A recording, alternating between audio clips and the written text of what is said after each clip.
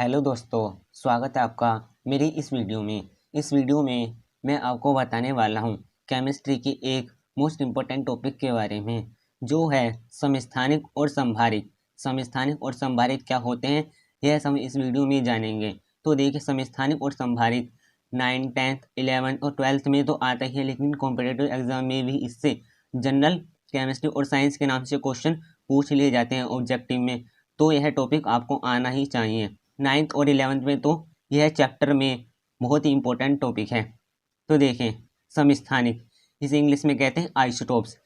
किसी तत्व के वे परमाणु जिनके परमाणु क्रमांक तो समान होते हैं, परंतु परमाणु भार अलग अलग होते हैं, समस्थानिक कहलाते हैं। यानी कोई हमारा तत्व होगा, उनके जो परमाणु होते हैं उसके परमाणु क्रमांक या फिर परमाणु संख्या तो समान होते हैं, परंतु परमाणु भार को हम परमाणु द्रव्यमान भी कहते हैं।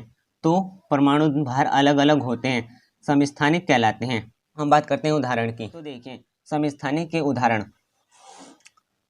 समस्थानिक, हाइड्रोजन की 3 समस्थानिक होते हैं। पहला प्रोटियम, दूसरा ड्यूटेरियम और तीसरा ट्राइटेरियम। तो हाइड्रोजन के यह क्वेश्चन कॉम्पिटिटिव एग्जाम में पूछ लिया जाता है कि हाइड्रोजन की 3 समस्थानिक कौन से हैं। तो आपको यह याद होने चाहिए, प्रोटियम, ड्यूटेरियम और टाइटेरियम। और देखें हाइड्रोजन के देखिए, इसके परमाणु क्रमांक है 1, 1 और 1, और इसके परमाणु भार जो हैं, हाइड्रोजन का 1 होता है, हाइड्रोजन का 2 और हाइड्रोजन का 3 भी परमाणु भार होता है। और यही हमारे हाइड्रोजन के समस्थानिक कहलाते हैं। किसी भी तत्व का जो परमाणु क्रमांक और परमाणु भार होता है, तो देखिए वह किस तरह लिखा जाता है। तत्व का जो परमाणु क्रमांक होता है वह हमेशा तत्व के नीचे लिखा जाता है, और तत्व का जो परमाणु भार होता है यानी कि परमाणु द्रव्यमान जो होता है वह तत्व के हमेशा ऊपर लिखा जाता है। यदि हम कहें, जैसे मैं कहूँ ऑक्सीजन का परमाणु क्रमांक होता है 8, लेकिन इसका परमाणु भार जो होता है वह होता है 16, तो इसे इस तरह लिखा जाएगा। तो यह आगे पीछे हो सकते हैं, लेकिन परमाणु क्रमांक हमेशा नीचे रहेगा और परमाणु भार हमेशा तत्व के ऊपर रहेगा। अब हम देखेंगे समस्थानिक के अगले उदाहरण। देखें, कार्बन का परमाणु क्रमांक तो 6 है, और लेकिन इसके 3 समस्थानिक होते हैं, कार्बन 12, कार्बन 13 और कार्बन 14। यानी कि कार्बन के भी 3 समस्थानिक होते हैं जिसके 3 परमाणु भार अलग अलग होते हैं। कार्बन का 12 होता है, कार्बन का 13 और कार्बन का ही 14 होता है। इसी तरह हमारा सोडियम का है, सोडियम का परमाणु क्रमांक होता है 11, और इसका भी 11। परमाणु क्रमांक समान है और तत्व भी हमारे समान है, लेकिन इनके परमाणु भार अलग अलग हैं। सोडियम का 23 भी होता है और सोडियम का परमाणु भार 24 भी होता है। अब आता है हमारा संभारिक। तो देखें, संभारिक क्या होते हैं। संभारिक, इसे इंग्लिश में कहते हैं आइसोबार्स। देखिए डेफिनेशन, अलग अलग तत्वों के वे परमाणु जिनके परमाणु भार तो समान होते हैं, परंतु परमाणु क्रमांक अलग अलग होते हैं, संभारिक कहलाते हैं।